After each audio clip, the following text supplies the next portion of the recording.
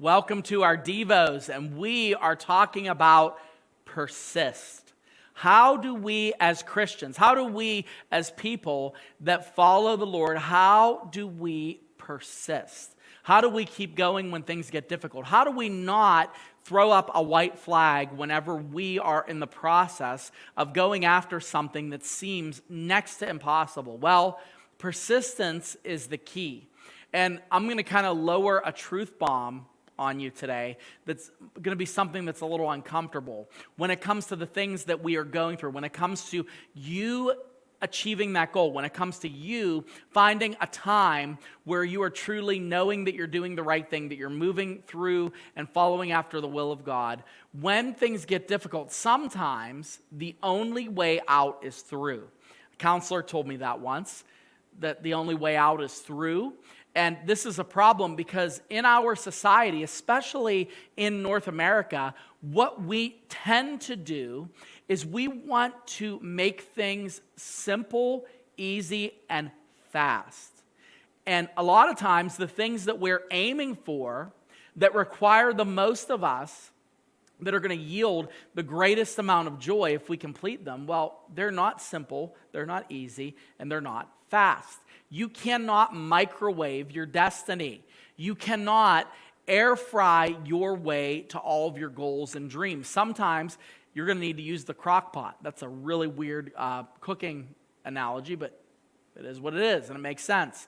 We want that instant gratification.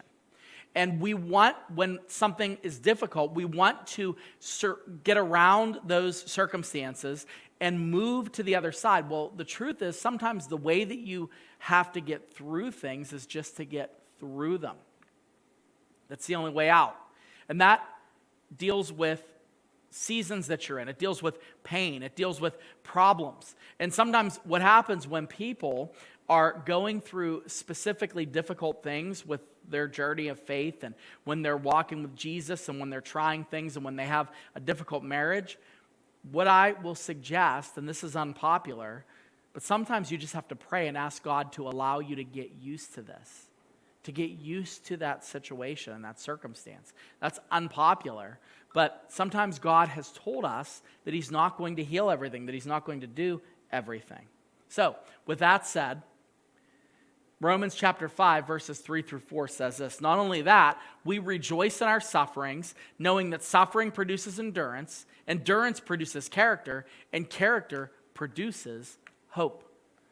When we stick with it, and when we allow ourselves to be transformed by the difficulties of the journeys that we're on, it produces something in us that would not happen apart from those hardships.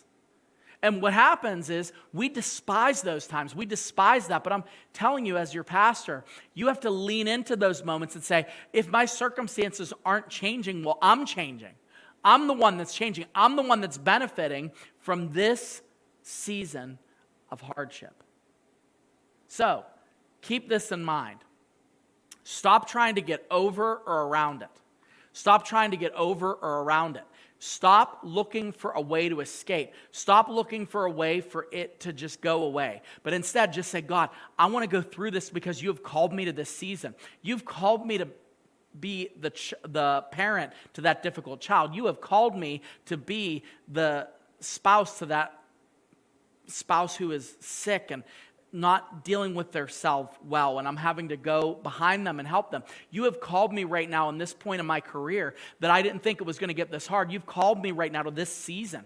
And I don't want to get over it. I don't want to get around it, but instead I want to walk through it with you because I know that it's the right thing to do. I know that it's what you have called me to do. So when we are coming through difficulties, the only way out is often through.